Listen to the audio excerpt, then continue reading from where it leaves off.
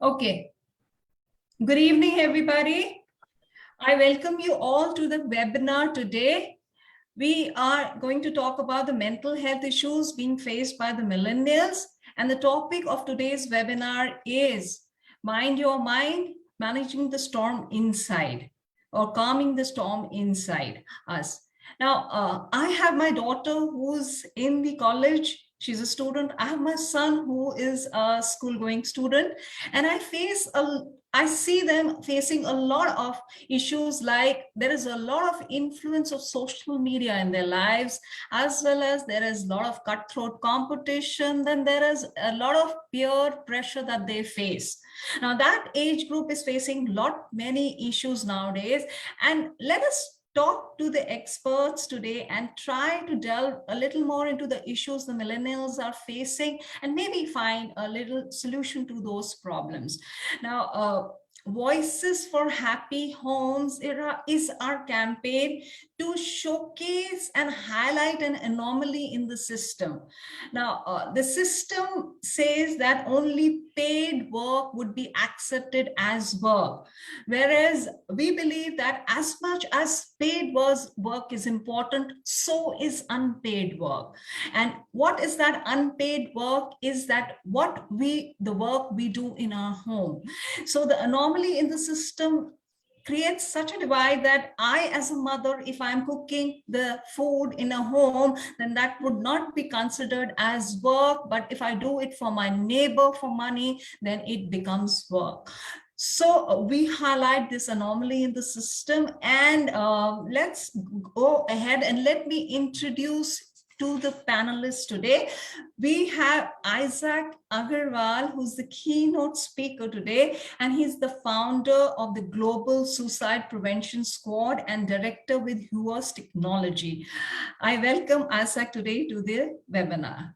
Okay, then we have, welcome please. Then we have, I think Carla is just joining in, and Carla is she's the co-speaker. She's a cognitivologist. Now that's a difficult word. And she's the VP NeduCare Foundation US. Hi, Carla, if you can hear me. I don't know. Let's go ahead. As soon as she joins and she can hear, we can welcome her. Now we have Rajni with her, who's the guest speaker. She's an educationist, a pedagogist, a thought coach, and a speaker. Welcome, Rajni, to the webinar. Thank you so much. Then we have Harshita Goda, who's a student counselor in the Martin Luther Christian University. Hi, Harshita. Welcome to the webinar.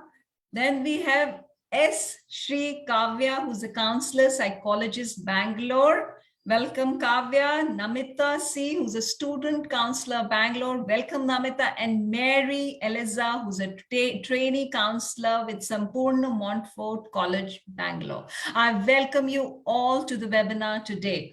Now, we have with us, hi, Carla, can you hear us? Are you there with us? But I cannot see you. Can you see me?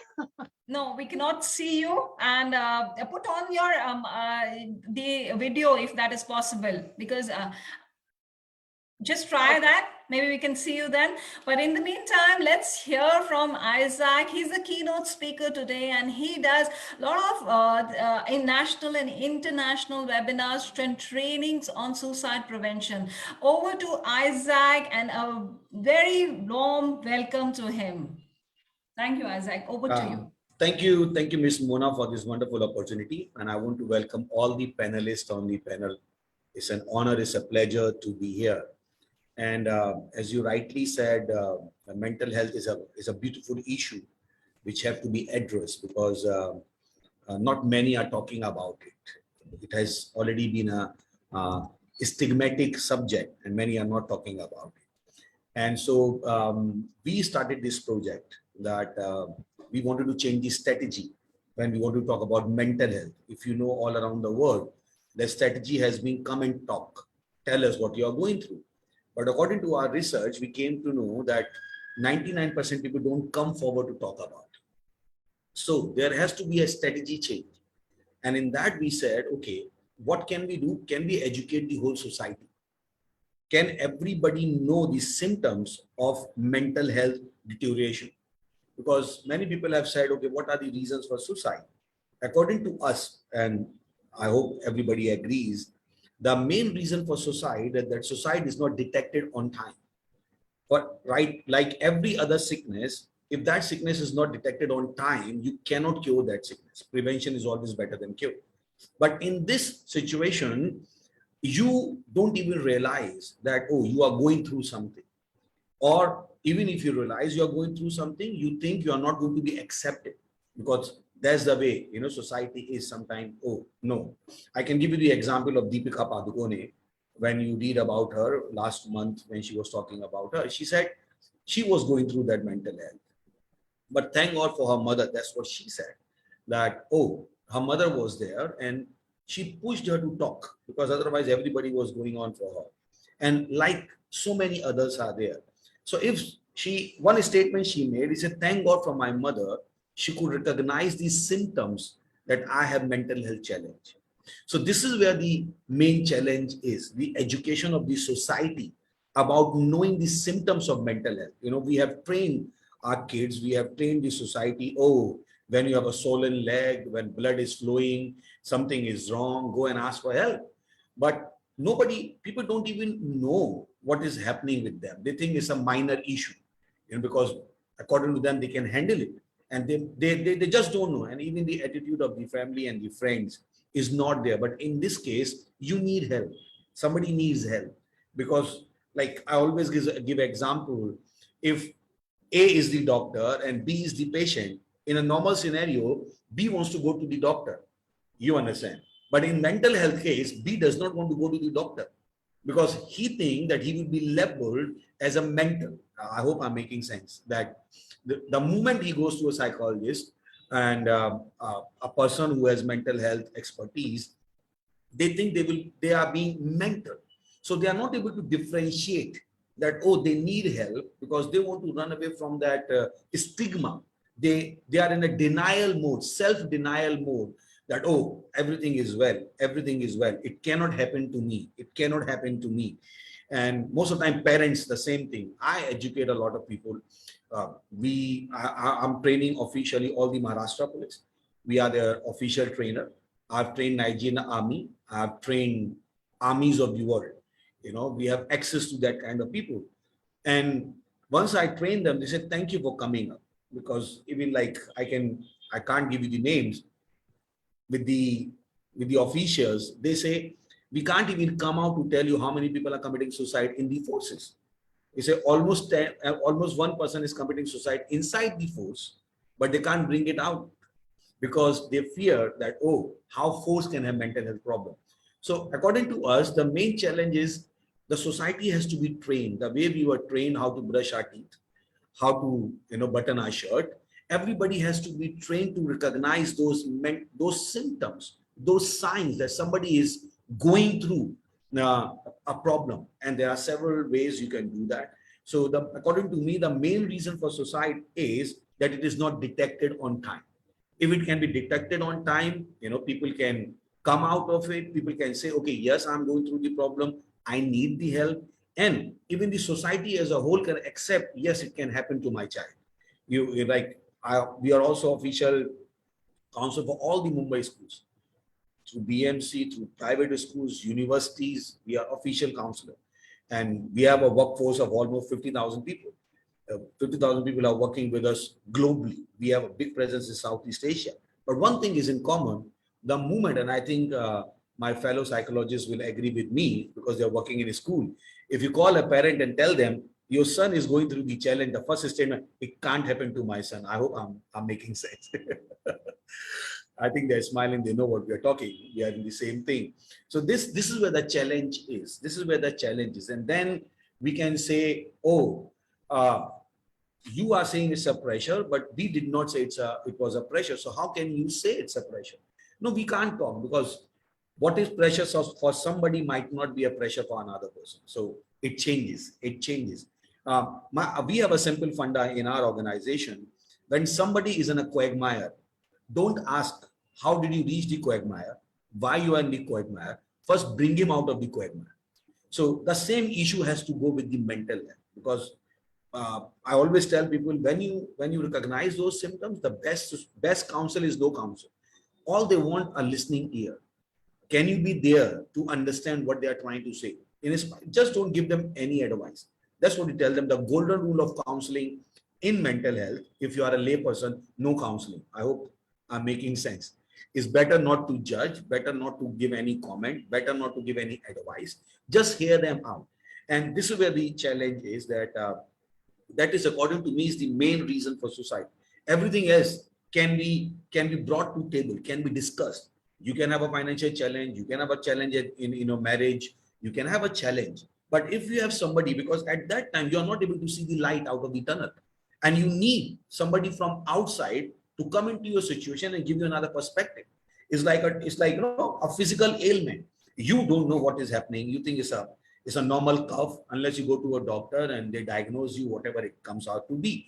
So the very same way, people have to accept that, oh, it can happen, in that we might not be able to see the future. We might not be able to see the light out of the tunnel. We might lose hope because everybody lives in a different environment. We don't know whom we are talking with, and people are talking negativity to you because, it depends upon your perspective, what you're looking at. So the main reason for suicide is that suicide is not detected on time. And then there is a denial from the person who is suffering and from the people nearby. They don't think it can happen. And it's a laughing stock, like, oh, the guy has become mental, Just going to a psychologist does not make anybody mental. So that thing has to be broken. And that can only happen, like when we started the work in 2017, we said, okay, we want to come for suicide prevention. He said, don't take the word suicide. People will be inspired to commit suicide. I said, it's not, there's some myth. Just because the word suicide will not push you for suicide. But people have those kind of myth. People don't want to, they say, no, don't come and talk about word suicide. Can you lighten it up? I said, I can lighten it up, but people are already thinking about it. Like according to all these studies, when we talk about millennials, suicide has become a hobby. Suicide has become a courageous thing. You will be surprised. You will be surprised the way they discuss suicide. I had a very beautiful incident. One of my staff member, he came in the working hours. He said, sir, thank you for starting the program. I said, what happened? He said, I was coming from the railway station and there were two girls behind me. And then they were discussing, he overheard their conversation. And one was saying, I want to commit suicide. Second was saying, you are so lucky. I don't even have the courage to commit suicide. Do you understand? So suicide has become courageous to them. It has become a thing of courage that, oh, they can look at the death. So, and that nobody's talking to them because we think the conversation is not broken, that nobody's coming and speaking with them. We are just expecting them to come and talk to us. They will not do that because they already have a different perspective about suicide, whether you agree or not. I hope my fellow panelists will agree. They already have a different perspective to that. They think, oh, if I'm suffering, why should I suffer? Just allow me to end my life. Why should I? Because stickability is not being taught, because they are born into, like a spoon in a mouth, so everything is given to them on a platter, and they are not taught sometimes that, oh, that you have to work to get something. And when they are not getting something, like we have one child policy, most of the people have just one child, they get whatever they want. So this has to be taken into consideration that, oh, when you are a parent of a single child and when you are privileged, like in my family, we are privileged, but we always tell our children, just because you are privileged, you don't think you are going to get this. Work hard for it. That's what we tell our children in our family. We just tell them that we all have single child.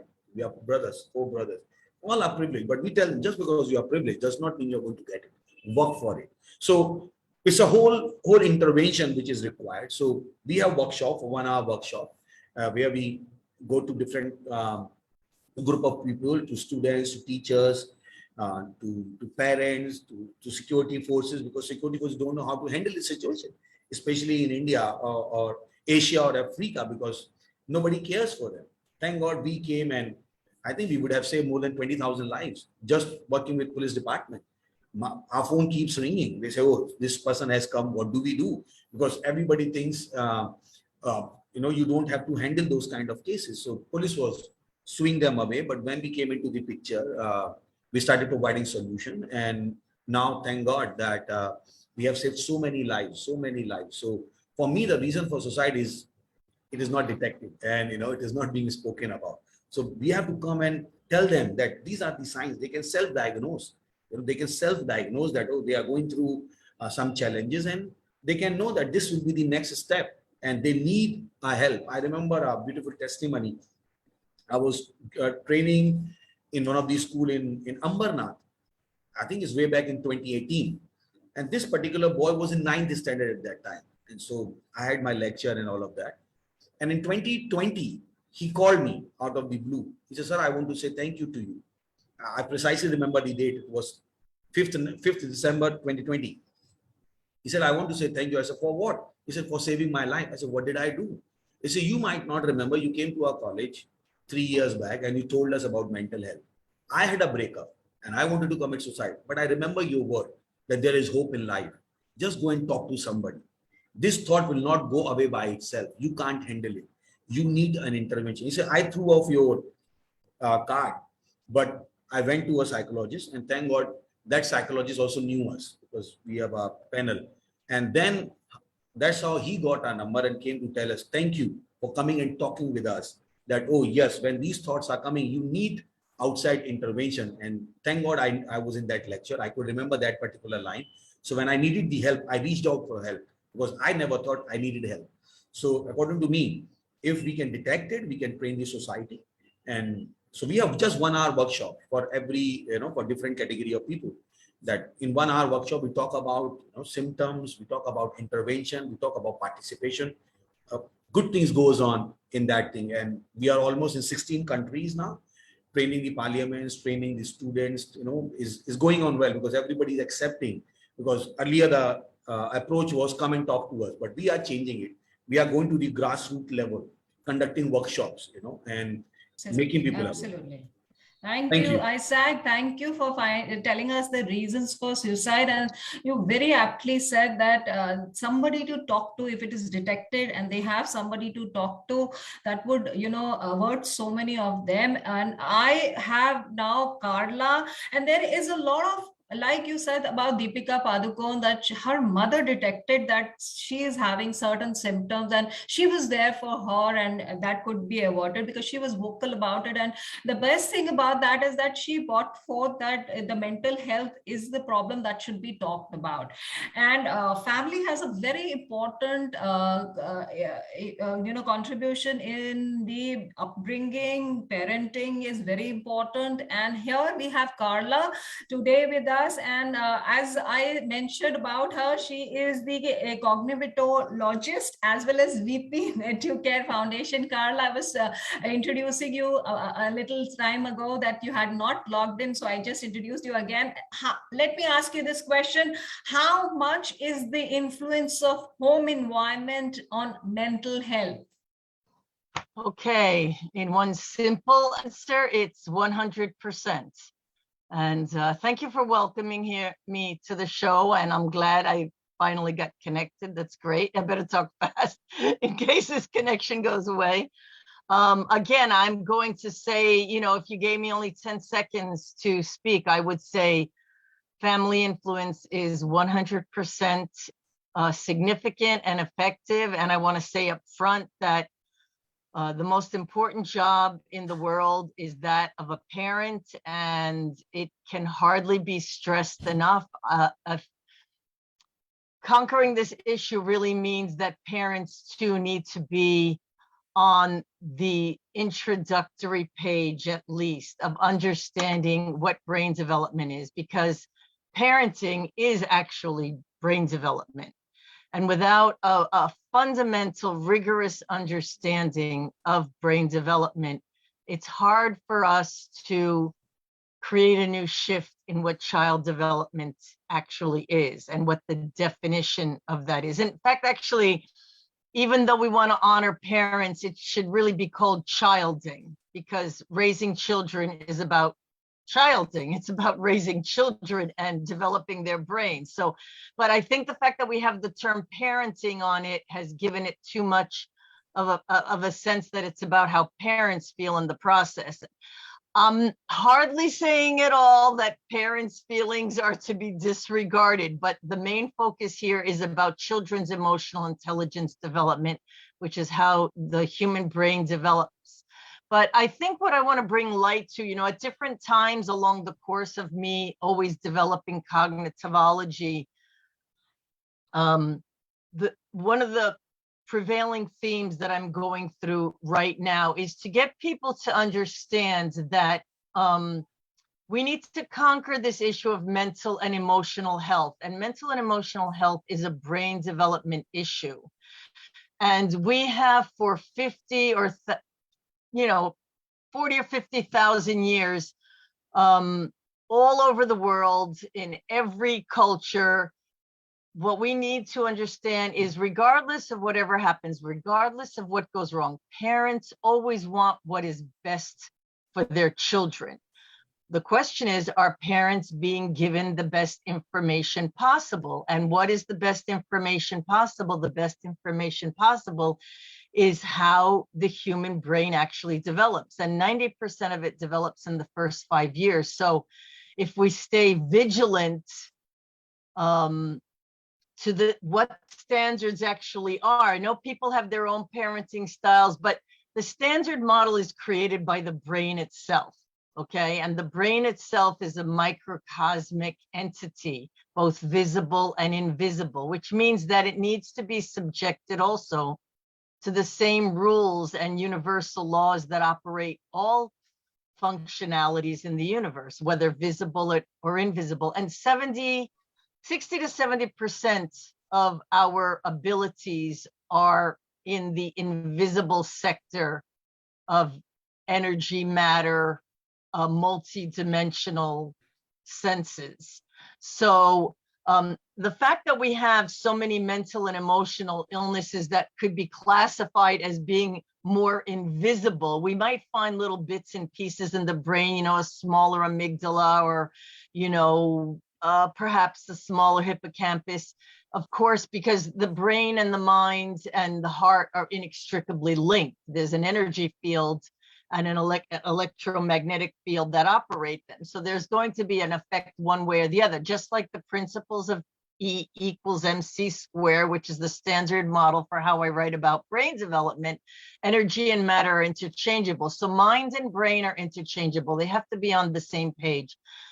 But the theme that I really want to set forth is that we have for 50,000 years perfected a system without fail, a broken system in which we have guaranteed that every child, every person's inner child is broken and damaged.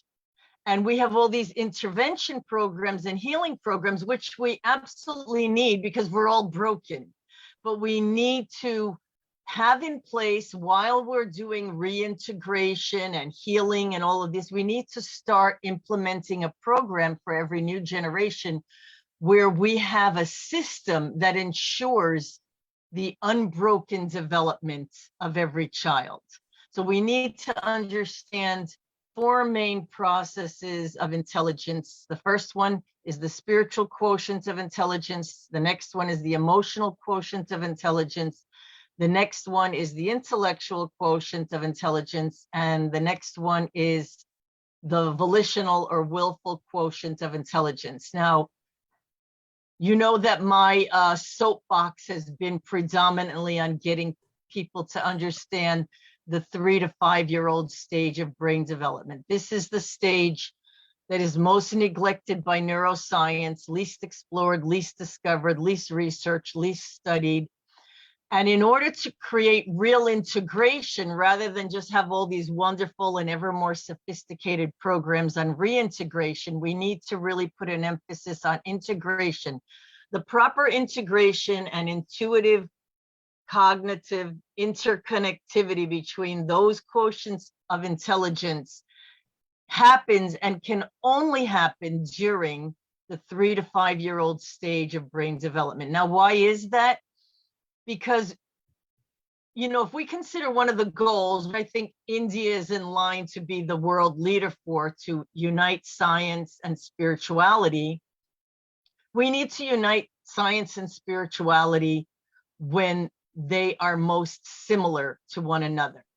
And in the development of the 3 to 5 year old brain, all cognitive processes, which include the spiritual and the scientific and the mathematical and all basic fields of knowledge, everything is situated in the same place at the same time in the 3 to 5 year old brain. So the brain makes zero distinction between things that are of the spiritual nature or the scientific nature or the mathematical nature or the physical nature or the invisible nature.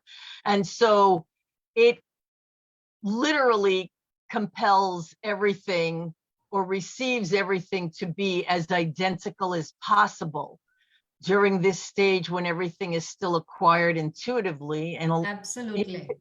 right, in conjunction with intuitive language development, and where we use the verbiage of physical language to represent all of those, what I like to call cognitively correct or neurolinguistic proper algorithms of knowledge development. This is where we create the greatest power for integration before all of those. So this tells us again that we want to go back and really, while we're doing the reintegration process, while we're helping people Carla, heal. let me get back to you, and let me include a little bit of others also. Let me include Mary and ask her a question. Yes. Mary, you deal with a lot many students, and tell me, have you come across that family has become an issue when dealing with the mental health issue, where you have come across a student where family was the main issue and they would need more, they would require more intervention of the family to, cure the child. Have you come across that? Yes, thanks for the question, ma'am. So there was this one student where the principal personally asked me to talk to.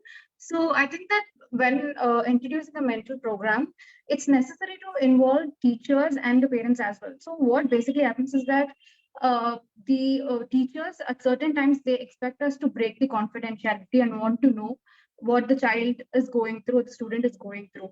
So they think that, okay, the child is going to talk to the counselor, and then after talking to the counselor, then I'll meet the counselor separately so that I will get to know what my child is going through. So they would expect a counselor to tell whatever the child has shared to the counselor. So there was this one parent who met me and he requested me, like, I want to know, the principal told me that the child approached you for the counseling, and I want to know that what is my child is going through.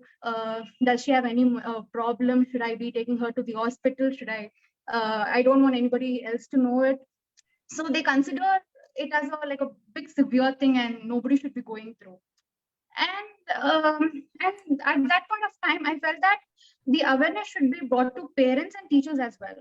So I have seen, there was one teacher who asked me, like, I know it's confidentiality and everything, but then I would want to know what this child is going through.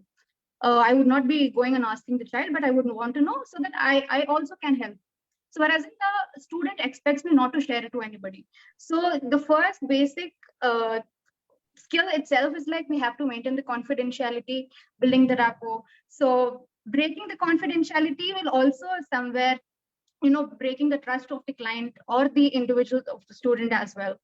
So I would say that introducing the mental health program, like Ms. Clara said, that there should be more of like awareness among the students, Absolutely. not only among the students, but also the parents and also the teachers as well. Absolutely. Like Isaac said, it's a taboo subject. It should be talked so much about that it is not considered taboo, and everybody, parents as well as children, can easily talk about it. Let me ask a question to Rajni now. Rajni, what are the new ways of staying happy and what are its effects on mental health? Thank you, Mona. I'm really happy to hear views from Isaac, Carla, and Mary. Isaac, great. You're looking forward to these countries and bringing it the kind of programs. Carla also mentioned about the Healy program for the regeneration of the youth. I have only one question and my keen observations, because we do a lot of mental health, EQ, IQ, SQ, consciousness program across Pan India as of now. We have also started in Germany. And everyone is talking about mental health, mental health. That's the number one. Everyone is focused towards the youth and the children. Who is actually focusing on the mental health of the adults or the parents, because they are the one who is actually nurturing the youth and the kids. So the biggest question which I have, that the children, when we talk about the happy homes, within the home is the first area where I dwell. So if my support system is not at the home, if I feel a loser at my home, if I'm not treated well at my home, Mary raised a very lovely point talking about the trust. If my trust is not accountable at home, now who is not accounting, who is not treating properly is basically the adults. Kids are just like clay, the way you mold. Me and Carla has been working on cognitivology a lot, being an educationist, because we believe that brain development is important. Do we have ever tried to think that as a parent? I work on AAA, which is called your aspirations, admiration, and also I would say accountability. AAA is very important. We put our own aspirations on children. What all we need in a life is important to be happy. Now, sometimes the mental health doesn't even exist. The issue related to mental health doesn't exist. We are human beings, first of all. We all need to understand that we are humans because of the emotions we carry. Emotions is fear, frightenness, happiness, anxiety. All these are emotions. These are not mental health issues. Now, when we see the heightened degree of this, then we call it as mental health issues. But today's time, if you are crying, if you don't want to talk to anyone, you are just screaming for something, you're throwing something, you have mental health issues. That is the biggest problem among the adults and the society. No, that's basic emotions which is coming out. Let the emotions come out. We as a human being always look inward, and we understand that our emotions or our mental health is a state of our emotional expressions. Now, Isaac mentioned about listening. Listening is not with the words. I can express my emotions by showing my eyes to anyone. So that's also an indirect way of listening, because I am given a platform to express myself. Are we doing that? Whether it is at the office, whether it is at the home, whether it is at college or among friends, let a person express. The moment you express yourself or you're listened in a different way, you are actually de-burdening yourself or decluttering. You are empty. Mental health will never come out of that. But since we are not listening, the degree increases, and then the mental health issues come up. Now, Isaac said that they are taking care of the Maharashtra police. I have also done for the Chandigarh police, and they are most into stress management. They are highly stressed people because they deal with so many people's problems. They are into higher mental health issues at times. So sometimes we are so overburdened with on the shoulder itself that we feel that we are a healer for someone, but we ourselves do have the problem area. Sharing is very, very important. Suicide is extreme, Isaac, I believe. I agree, but it has become a status also, a way of threatening also. Now I am going to come to a point where you say about, if I'm saying mental health is also taken as a liberty these days. How are we observing and categorizing and grouping the pupils? Because I know if I say I have some problem, I will be getting undue attention. So I say I have this issue. If I say I have this problem, I will be given extra care by my teacher, or my counselor will pamper me. So even parents have started in telling my child is little, having these issues, please take their extra care. Make them sit in the first bench. Even at the universities or colleges, the group of students, a child wants to be in the eyes of the professor or the teacher, want to be feel wanted, They take undue advantage and emotional. That is not mental health issues. There is a very thin line of difference. We call it as mental health blackmailing according to. It's not. So we as adults has to first understand, and more of your healing programs to be with them, because children are like clay. At the age of 13, your brain develops. The first 5 years are critical. How are we behaving with the children is important. How are we treating with them is important. What are we showing to them? Have we ever, most of the families don't, but I know the families who do, they have the cultural set at the home at the initial stages where they direct the energy of a child into small activities, making them learn certain specific things. If I'm doing something, my child will do it. It's learning by doing, not by just speaking the words. What we try to do is here, we try to, when we talk about the mental health, or we even try to do counseling, of course, as a psychologist, we have 4 psychologists here sitting, all the young girls who have been treating children of the schools, colleges, even adults also. So they do not have the differential age gap much, but still if they are treating, they can give you the studies of today. Love and care has gone a flip side of getting undue attention and calling it as mental health in today. I think that needs to be looked into, and more than burdening the youth and the children, I'll tell you, I deal with mass of youth. They are very sensitive. They are very sensitive. You just need to hear them. But more than that, adults needs the mental health counseling than the kids. Because if the adults know how to treat and channelize the energy, these issues which we are facing today, I think most will dissolve or dilute, Isaac. Isn't that? Yeah. Absolutely agree to that. And because as a caregiver, as a mother, I know how it is not, how you are treating the child is an important issue. How you are feeling at that point of time when you are taking care of the child is also a very important, because the person who's giving the caregiving, their mental health is also a very important part. It plays a very important part. Absolutely agreed. Let everyone feel their own feeling. Unless you don't come across, if you don't struggle, you will not overcome it. We try to pamper, we try to care extra, that we are not able to understand our own feeling is the biggest problem.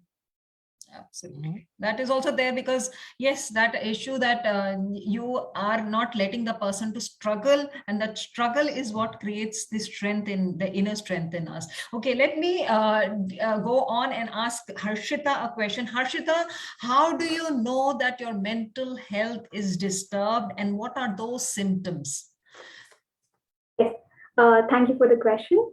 So to put it in a technical word, I would say that if a person feels that they're mentally disturbed, it would mostly be affecting the behavior, the thought, and the way thought as in the way they think, their behavior, as well as the feelings that they have. It could be the way a person perceives certain things. If a person is not in a state of mind where they can understand what they are going through, they might put it on somebody else. For example, if a person is angry, he's stressed. Okay, some person is stressed due to workload. He does not understand, he or she does not understand that I do have stress because of the workload. It might come out as anger. That person who does not realize it's stress puts it on somebody else, and that person gets affected because of it. So mentally distressed, when I say that, in simple words, if I say, it could also be something like, I cannot get out of my bed. Like today morning, I had to go somewhere, but I'm not able to do it. I know the meeting is very important, but still I'm not able to get out. One day it happens, it's okay. Maybe you had a rough day. But if it continues, if it prolongs, what does it mean? It's a symptom that, yes, you are mentally distressed. Something is affecting your life so much that you're not able to do day-to-day activities. Yes. So some of the symptoms that I could mention is like sleeplessness in general. These are pretty basic and simple. That is sleeplessness. You're not able to have your food properly. You have sudden mood swings. You're happy right now. In a few minutes, you might be angry at something. You might be crying. So these mood fluctuations, it could happen within a few minutes or within a few hours. This is a symptom, and your favorite dish is in front of you, but you no longer want to have it. Why? You should ask yourself, why do you not want to have it? It's something that you enjoy, but you no longer want to enjoy it. It could be hobbies. You could love dancing, jogging, walking, anything, or even talking to your friends, but you no longer want to do it. Why? Just ask this question to yourself. Why is this? This is some of the basic things. But also one thing that I would like to add is that when I usually mention these symptoms to somebody, they suddenly start thinking, yes, I do feel all this. Does it mean that I have depression? Does it mean that I have anxiety? Does it mean that I have some serious mental illness? They immediately start thinking. So every time I mention these symptoms, what I would like to say is, this is very gentle. It could happen because of various reasons, not just one or two things. It could be something physical. It could be something that is happening in the family. You could be mourning someone right now. Maybe somebody died and you're not over it. That time you're grieving. Yes. And when you're grieving, it does not mean that you're distressed and you have to change immediately. You have to be happy. That is a process where you go through all that and feel that. And as Ms. Rajni said, you have to feel your emotions and let it out in a healthy way. That's when people will be able to move on from whatever they're going through. Yes. And one more thing is, never self-diagnose yourself. When I mention these symptoms, people start diagnosing themselves, saying, okay, I have this. These are just a checklist. Like, okay, I'm not able to sleep properly for a few days. I'm not able to enjoy the things I wanted to. I'm not able to carry out my day-to-day activities. Something is bothering me and I should check it out. And not something, yes, I definitely have it. That's why professionals are there to help you. So please approach. I would say please approach them instead of just diagnosing, going on Google, finding something. Because whenever you go to Google, it would say something drastic instead of simple things. Yeah, absolutely. There are a lot of memes nowadays that Google says, I'm having heartbeat, yeah. So I've got some issue. No, but Mona, we don't need Google Baba, knowledge Baba, we need therapists. Yes. Yeah, absolutely. Go to your psychologist. Anybody who's hearing this and listening to the webinar, please consult a psychologist. They are trained to understand. And one of my daughter is studying psychology, and she tells me, it's just not about breathing, mom. There is much, much more to it about it. And I hear it from her every day. So I know, please, everybody, if there is an issue, go to a psychologist. They are trained to help you out. Now, let's go to Kavya. Kavya, I have a question for you. What should you do when there is no clarity and when life gets too heavy to handle? I think the millennials right now face this a lot. Tell me what you feel about this. Before directly going to the question, I have just 2 points to make.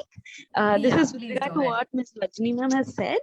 So you have mentioned that children, especially the needs. So basically, she said that sorry, I just lost my thought. Yeah, so she basically said that children, sometimes parents especially say, my child is going through something, they basically seek attention. Even children, even when I was working in school, they used to come to me, ma'am, I have this issue, that issue, they are scolding, these people are doing something, right? So what I hear from the teachers is, oh, don't worry, they're just attention seekers. Don't take them to session, right? So that's something that struck me. So I generally say that this is just to add to your point. I'm not saying you're wrong. Just to add this to the people who are viewing it is, I'm sorry if my dog is barking. So if they are saying that, understand that there is some need that's not being met. It could be from parenting, from teachers, from anything. Something that stuck with me is any behavior a child has is for their survival. Right? So when they're doing anything, crying, screaming, seeking attention, it's because something is not being met underneath that needs attention, right? If they need more attention, that the child's needs are different. That's it. So I just wanted to put that forward because I don't want people to misunderstand the point. So I thought I'll just put it forward. And So yeah, what is the just Can I say question I'm something? asking over there here is that see sometimes there will be Rajni, you said that there are attention seekers and there are people, children many a times come because we're talking about a mental health a lot, and people do that that is seek attention. So how do you differentiate between them? So, Who is the what real was one? So why I'm saying this is there might be a real person looking for attention there. So how do you know Mona, this is what I fake? can understand, I'm trying to read the alphabet or words of Kavya, not between the lines. What I meant was that in a classroom, when you have a stomach ache, of course, it's not a mental behavior. It's about not being part of the class or the activities because the child likes to not participate or be active and just want to be self. So those are not mental health issues at times. So Okay. we have to be categorized in a way where we understand. And today, as I said, that mental health has become a key attention thing. People tend to also, but yes, as Kavya rightly said, we need to hear them out and figure out whether they are really into a problem or attention seeker. That is something, yes, I Absolutely. agree with. Absolutely. Because So see, there Kavya, all might be yours. somebody who is real. Yeah. Yeah, but all yours. Absolutely right, Kavya. Yeah. Now, Kavya, what do you do when there is no clarity? right. Yeah. So I see a lot of shift happening recently, as in there's a lot of awareness happening on various mental health issues, and then there's change in education systems. There's I feel like there's a clash between two generations happening right now, and Okay. this tends to burn out between both the generations. It's like for parents, it's sudden shift of culture. Now children are speaking about mental health. I can't do this. I need boundaries, etc., etc. And then parents are saying you don't have boundaries. It's family. There's no privacy. So there's a lot of cultural shift happening, and this can lead to a lot of burnout in all the generations. So when there's no clarity, first thing is it depends on what do you want the clarity on. Is it something with regard to your education, your career, in life? And what you do is first talk to your safe spaces. Safe spaces are someone who doesn't judge you, like you all have said, right? They don't give advice. Like, what do I do? Do this. That's not how it works. So talk to someone who can give you the space to talk. Sometimes when we talk is when we get a little clarity, like, okay, these are my thoughts. Maybe I want this for myself, right? And then sometimes when you don't know, even then you can list out your choices. What are your choices? What do you want to do? How do you feel about those choices? What are the challenges you'll have to face when you choose something? What are your consequences when you let go of something? What are all the things you'll have to deal with when you make a particular choice in any sphere of life? That's when you'll see a little bit of what is happening around, a little clarity. And then again, I will say speak to a professional if it's too much, because that's when you can get more help and you don't have to beat yourself up getting for clarity. And when it Absolutely. gets overwhelming, first thing, take a break, pause everything. One of my therapists told me once that just sleep throughout the day. This was during my course when I felt completely burnt out. She said, sleep throughout the day. That's okay. You don't have to do anything sometimes. And that actually Absolutely. helped. That actually helped Yeah. at that point of life. I'm like, okay. So Actually, that really helps, Kavya. Sometimes I just, just leave everything and just say, I will not do anything today. I think that really helps. yes. There is a scientific reason of that, which Carla has mentioned in her lines, bringing science and spirituality together. We as a human body is a universe. We try to know outside the world, but we don't try to know our own body. The day I think science should be brought in place, bio, especially knowing your own body. The moment you know your body and its structure, that the sleep is the most resting phase where regeneration of all these cells happen and the messages are slowed down. So the resting phase is more of healing phase. So lovely thing you told, Kavya, because many people, I have done this for 3-4 days, doing nothing and just sleeping. because I'm Yeah. so much backed up with so many things. But then after 3-4 days, when I come out of my shell, which people generally call it a shell, is actually a recharging way. And then True. I'm so active throughout the month or 2 months or 3 months that I felt that what I did in 3 days is worth it. This self-realization is to be brought into various ways, actually, Kavya. True. True. And Absolutely. you can Absolutely. also, Yeah, Kavya, please continue. yeah, so you can also find the activities you actually like to do in this space that you take out. Like go for a walk, play with your pet, paint, draw, dance around. Even especially for parents, they forget. They go into the parenting zone that they give no time for themselves. There's no me time at all. When I talk to parents, teachers in schools, they have no me time. They're constantly correcting papers, doing this, doing that. There's no time to sip coffee also. Absolutely. That me time is so very important. I agree with you. And let me ask a question to Namita. Namita, do you think the number of likes or number of followers on social media is increasingly causing mood disorder in youth? How do you how to discipline themselves to avoid anxieties? What do you think about this, Namita? Yes, ma'am. So social media is a great place to socialize and keep connected with our loved ones, but it can also create a false perspective of the reality. To feel the sense of belongingness in social circles, people post their pictures or content on internet and expect to receive positive feedback. And while reviewing other social activity, people tend to make comparisons such as, did I get as many as likes with someone else? Or why he or she has not commented on my post? So they're trying to search the validation on internet that serves as a replacement for meaningful connections that they might otherwise receive in the real life. And insufficient validations would lead to negative effects, like they feel distressed, sad, anxious, or embarrassed. And these leads to self-negative cognitions like I'm less worthy, I'm less likable, and which are known as a risk factor of mood disorders. And even during the pandemic, there was a girl who has committed a suicide because she did not get enough likes for her TikTok videos. This is how the youth or we are allowing ourselves to make the social media impact on our mental health. And again, FOMO, fear of missing out. If everyone else is using social medias, they're posting their pictures, they're updating about their holidays, where they're going, tagging each other, and the one who is not using the social media will think that I'm missing all the jokes, or they will not invite me to the next event or something. And this missing experience can lead to the anxiety. And to answer the second part of your question, that is how to discipline them to avoid anxieties.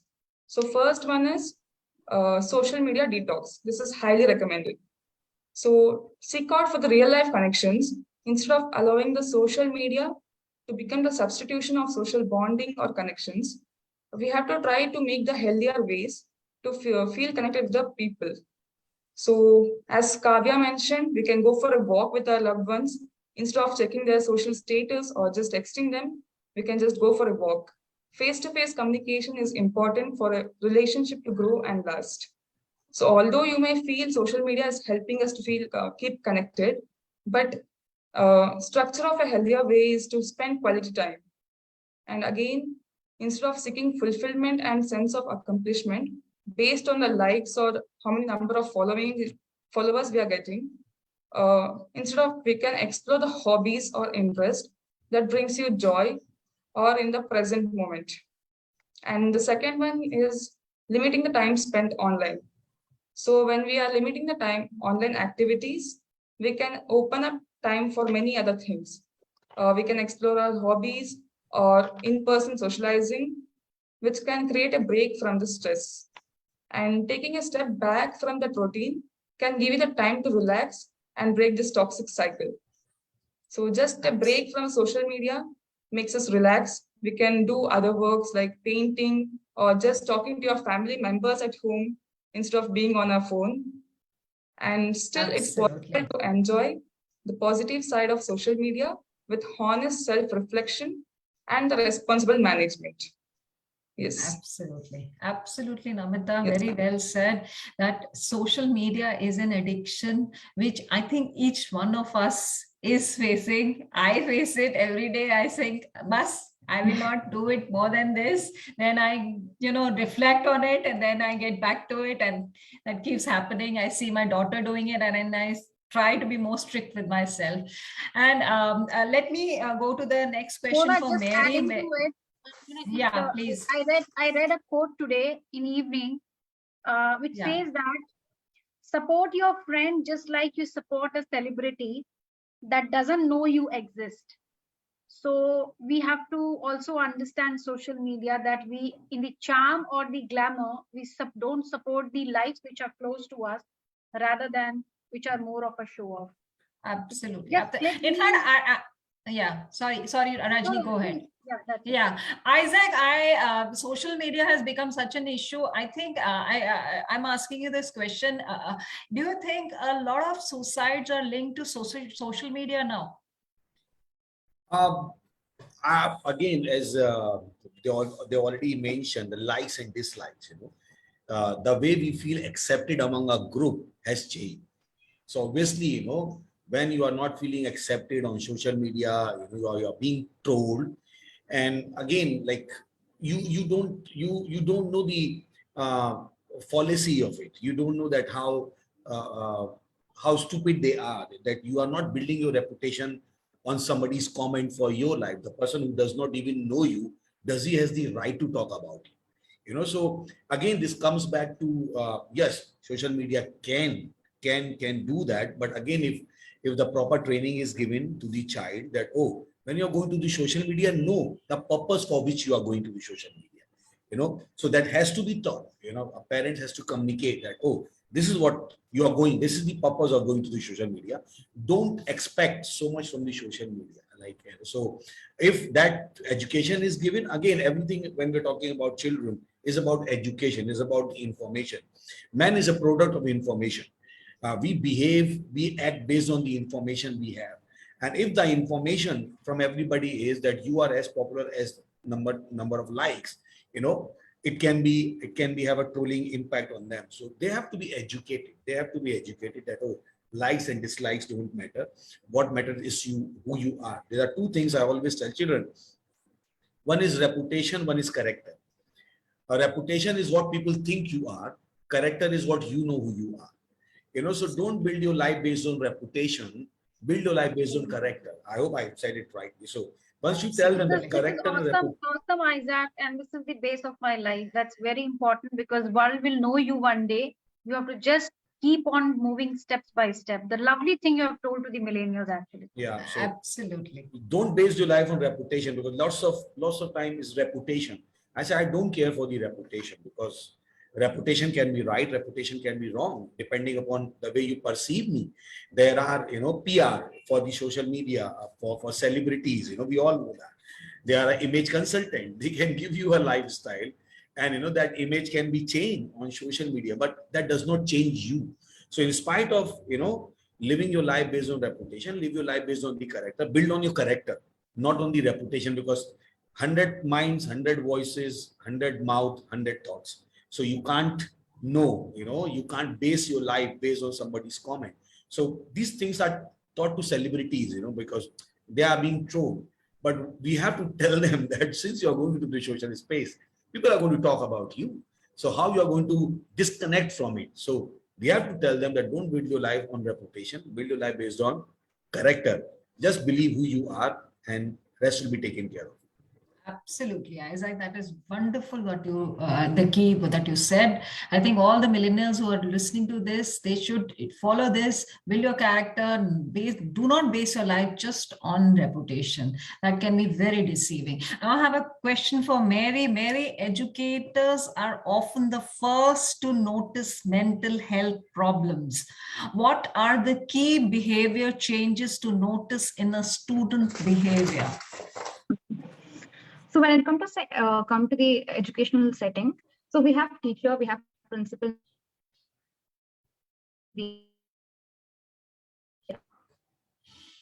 I can't hear you, Mary.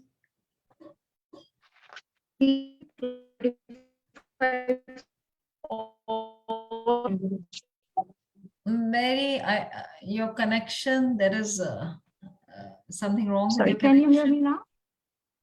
Yeah, I can hear you I can now. hear you. Yeah, I can hear you. I can hear you, Mary. Put the video off. Maybe the bandwidth is not enough. Okay. Just put Go the ahead video now. off. Yeah, you can. I can hear you. Yeah, I can hear you. Okay. So what I was saying was, so as an educational settings, we have teachers and other faculty members, but when it comes to the class strength, there will be students of 35 members or 40 in a group. So the teachers alone won't be able to pay an attention to individuals. So even in that matter, counselors are ready to help to the individuals who approach them. So here the educators come. They play a major role in identifying, observing a particular individual student, like how their behavior is. For example, a very simple example where we can understand behavior change in a child is the environmental setting. Say, for example, a parent has got transfer from a different state, say like from Bangalore to Chennai. So you can see that the child has already adapted the atmosphere in Bangalore and made a set of group of friends. But when the child is transferred to another school, the environmental is different and the syllabus and everything is different. The child might also have a language barrier as well.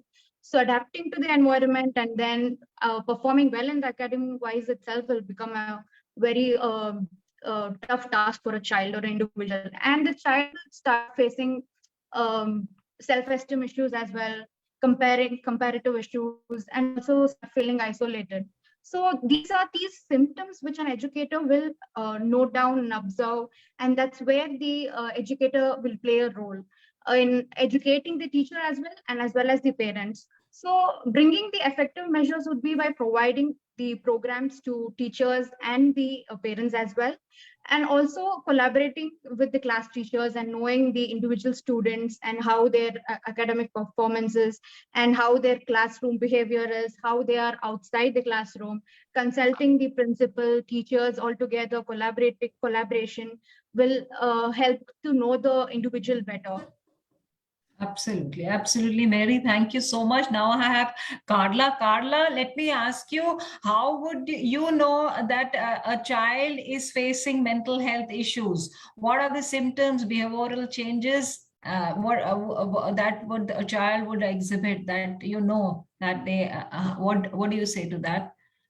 Right. So certainly there are many ways to do that. And as I have made an effort to focus predominantly on what child brain development actually is, I have an issue with psychology. That's my mental health issue. My issue with psychology is that it focuses too much on disability. So even as Kavya and Rajni and Ramita were all speaking, and they were highlighting things such as, Rajni was saying the difference between just your own feelings, which are valid, plus, aside from a mental health issue. And Ramita was also speaking about taking time to do the things that you love and desire to do. And Kavya was also talking about clarity. And when you synthesize these things together, what we have really is, when we boil it down to its lowest common denominator, we have the issue of understanding real brain development again. And the human brain is emotionally developed. This requires relationships, which require language, which is communication, right? So there's a very significant adaptation that we need to adopt, where neural linguistics comes into the whole scope of what it is that we do. So in the course of sitting down and talking about, psychology's overemphasizing focus on what a disability is or what a mental health issue is, I want to look and severely emphasize what the child's abilities are, because these things that we have to then reintegrate or reconsciously remind ourselves as adults, go out and take a walk, have a good time, whatever. Focus on the things that are just part of our natural abilities that we have to remind ourselves instead of just doing it intuitively. We need these things to help us with our weaknesses or our mental health issues. So in the same way that we tell adults, go and have a good time and go do this thing that you like, go swimming or ice skating or walking, we need to put an extra emphasis also on that with children, because a lot of to the brain, there's never such thing as a disability. The brain only recognizes abilities. So we need to recognize what their abilities are so that we can put an extra emphasis on using those to see if the disability we have is actually springing from an ability. So if we look at a lot of the disabilities and or difficulties that people have just being able to freely communicate their feelings, which are all natural and all part of cognitive processing. And if we look at some of the issues in mental health challenges that people go through, a lot of them, if we classify them into visible and invisible, they actually fall into the invisible zone. And the invisible zone, schizophrenia, OCD, whatever it is, those disabilities all stem from a lack of ability development, and 60 to 70% of our abilities fall into that abstract invisible zone. Just like the universe is made up of 60 to 70% invisible knowledge. Remember, the human brain is a microcosm of the universe. So those things, those invisible senses that we have, like what we typically call the third eye, or telepathy, or any of those things that we're more familiar with, that we like and that we can talk about and contemplate, but there's so many more. So a lot of these mental health issues that we have that we could start seeing in early childhood,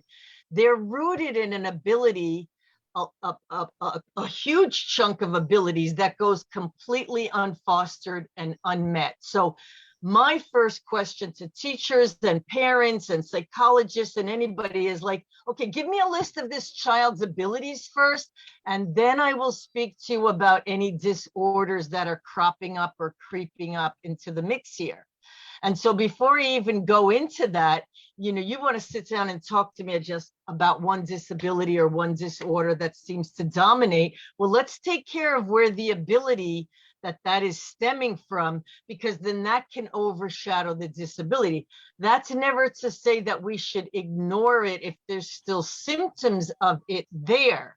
But when it comes down to it, again, whether you're an adult or a child, the neuro-linguistic processes that we use, the cognitively correct codes that address all of our emotions, which are the seeds of all of our abilities, then those are the things that we need to focus on, because neurolinguistics combined with real brain development, and additionally combined with the true properties of knowledge and development, is our best clarity and power tool in overcoming mental health, whether we're an adult or a child. So there's cognitively correct semantics that an adult can use that can simultaneously heal themselves as much as they can help address their child's best intuitive cognitive development.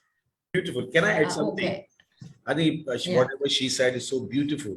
So Thank when you, we talk Lindsay. about mental health, always Thank you. always tell them one thing in the layman language, that the pressure you are seeing in your life is a gap between the expectation and the training. Expectations are higher and the training Absolutely. is lower. Am I making sense? You are not, you are expecting what you are not trained for. So if you want to lower the pressure on your life, get yourself trained, because training is the bridge between making impossible possible. If you get yourself Absolutely. trained, but many times this is not being told to them that, oh, I want to get this. But the point is, you don't get what you want, you get what you are trained for. You know, Absolutely. I think I put it rightly. You don't get what you want, you get what you are trained for. So when you are expecting this thing to fall into your lap, my question is, are you trained for it? Did you ever give yourself a training? Don't expect somebody to just, like, you know, we have rules for nothing that, oh, a 16-year-old can drive a car or blah, blah, blah, blah. Because again, as I will agree with Ms. Carla, that is about the brain development. At that time, you're not able to take care of the responsibility of your, you know, immature driving. You think, oh, I'm driving, everybody else should take care. No, driving is different. You know, am I making sense? So that brain development has not taken place. So you can say, I will take care of me, rest everybody take care of you. But in driving, rule is you take care of everybody. You understand? Yeah. If you can't take care of everybody, you have no right to take your car on the road. So when that development has not happened, this is where the challenge is. So when they say, oh, I'm going through this, I make them sit. I said, okay, my brother, my son, my daughter, let me train you for that. And what you are thinking you are not able to do it, just with the little training, you are able to do that. So I think Absolutely, I agree with absolutely. what she has just said. That is very. Rajni has something to say. Rajni, what is it I just that you love have? the way Carla has summed up. Under consciousness coaching, we do about progressive mindset and growth mindset, which is a buzz around. We do a lot of coaching even to the corporates or the senior. But when we talk about mental health, our focus goes always on the disability. Why not to have a progressive mindset? This is something brilliant, Carla, you have brought in picture. And I think it's even I message agree. to the mass, to the world, to the global platform, that let's look into the ability and the key skills a person carries. We are all born individual as a unique. What we wish in our life is more important than what the world wish for us. The moment we are able to get, we are able to understand and also get mentorship through the right people to know our abilities, I think we will overcome our disabilities. That's very, very important. Absolutely. Very well said, Carla. Even I agree with you. We have to focus more on the abilities of the people, because each person is, special and has specific and special abilities. And if we focus on that, we can build on that. And, we can, bridge, like Isaac said, bridge the gap with the trainings, and we can, empower them to, achieve what they want. Before it's already 8:20, and before I just want the parting thoughts from Harshita. Harshita, what do you have to say? Any tips to the millennials? What do you have to, any tips you want to give to the millennials to be more happier? A youth message to youth, basically. Not a Message to differential generation. No, to the youth to be more happier. I'm still in that. I'm trying to process everything. Like, how we see the spectrum. Like, one is saying that yes, mentally, NLP, all these things, we should not just see the disabilities. We should also see the pros of a person, like how they are talented, all these things. Yes, I would just say that both are important at the same time. It depends on the individual. Yes, some might be trying to heal from the traumas that they have. At that time, we have to focus on the pain. And when some must be trying to push somebody, like, okay, parent is saying that, okay, my child is not doing well, all that negative. That time, yes, we should focus on the talents. We should bring out the good things out of it. So I feel both of these things are important. So I was too caught up in that thought to think something else at the moment.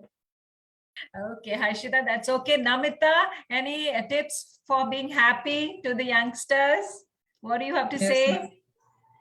So as I teach in class also, I just ask, do you love yourself first? They say no. Absolutely. They say, I don't have this skill, or I don't look very perfect. So start loving yourself first. Then we can respect or love others. Absolutely. Self-love comes first. Absolutely. We all are imperfect. I tell my daughter, please don't try to be perfect. I keep telling her, do this properly, perfectly. But as a mother, I keep doing that. But yes, we are all imperfect, and please accept yourself as you are. We are on the journey to being perfect, but in that present place, Yes. Yeah. So let me ask Mary. Mary, any parting thoughts? What do you have? Mary, can you hear me, Mary? I think let's. Yeah, she's there. You there? Kavya can share her thoughts, the parting. Yeah, Kavya, please go ahead and share your thoughts. Yeah. So I would say to all of them, first, don't live your life with the definition of others' success. Like what success is for someone is probably not the same for you. So just explore what is your definition of success, prioritize yourself, delegate tasks whenever you can, and just keep rooting for yourself, I guess, at the end of the day. That's more important. Very, very well said, Kavya. This peer pressure and the comparison really is killing. I see it everywhere, every day, somewhere or the other. Very well said that root for yourself, because your definition of success is very different from others. Very well said. Mary, what do you have to say? You're back. So I would say that the other thing which I would like to add on is that self-care. Self-care is also very important, whereas in we, like ma'am said, we always focus only on like the younger age, like the teenagers, the adults. But we forget that there are people in their old age also, they feel that, okay, I feel like they feel they are burden to the family. They don't know how to take care of themselves. So considering all the aspects, I feel we have to give importance to self-care as well. Self-care could be just going to the walk, like everybody did mention, saying that, and spending time with the family and going for a movie. So all this would bring in positive atmosphere at home, and also the person will have a lot of positivity as well. So I would just like to add on this. Thank you. Thank you. Let me ask Rajni. Rajni, your parting thoughts? I think we all have come up with a lot of thoughts, shares and all. My only thought is it's one life. Live what is best for you. Feel yourself, express yourself, and have your own goals, not on the goals of the others. We have coaches, mentors, people across will come. Yes, guidance is important. Get the right mentor. But your conscious, your inner self will tell you what is right for you and what is wrong for you. The moment you start listening to that, I think you will make up your life like wonderful journey. And that's more important. Reaching or not reaching is a different goal altogether. Let's not bind ourselves to that. That's my message to the entire nation or the world or the youths. Be happy, be content what you have. And I would suggest that less is always beautiful because you're able to handle it better. So declutter yourself. That's all from my side. Isaac, what do you have to say? I think so much has already been said. I don't want to say anything. I will just say that know that you have unlimited potential, and look at those unlimited potential. Be your own brand. In spite of copying anybody. I remember when we were leaving my engineering in 2001. So after the ceremony, my friend came to me and said, "Okay, let's take a photograph for memory." I said, "Cut it from the magazines and the newspapers when I come into it," because I wanted to be my own brand. I didn't want to depend on anybody else. So believe in yourself that you can achieve. You can achieve. Yes, struggles will come, but they will make you strong. There is a saying: "What does not kill you make you strong." So that struggle did not kill you. You have become stronger. So take them in your stride. Just because you have gone through some hurdle does not mean you're on the wrong path. Right path also have struggles, and so just don't fear the struggle. Just go over it, and you will see that you can do whatever you want to do. Absolutely. Thank you. And now, Carla, last one. Tell me your parting thoughts. My parting thought is based on what everybody said, which thank you for letting me be here with all of you. It was wonderful, even though I had to get up at the crack of dawn. I would like to see a holiday implemented, a global holiday that's called Self-Rediscovery Day. Wow. because there's so many abilities and talents that people have, every individual. What makes you so unique is that you have so many more talents and abilities than you actually know. I would love to see a holiday. We have celebrate this thing and that thing and that thing and this thing, or a famous person or a historical person. I would like to see a holiday implemented that's called Self-Rediscovery Day. Every business and every kind of shop and industry has an open house, and you could be a chef or a bookmaker, and you could always, you when you were very young, maybe you had this dream about building bridges, or you wanted to be an architect, so you could go to a university and sit in a first year class on architecture and the math that goes into it, or you could go visit a bridge builder, or just something wild and outlandish that really appeals to you. You might be in a work as a school teacher, but every time you go to another place to visit, you just admire the way the naturalness of the land is, or you see somebody's beautiful landscaping on their house, so maybe you want to go check out flowering and botany and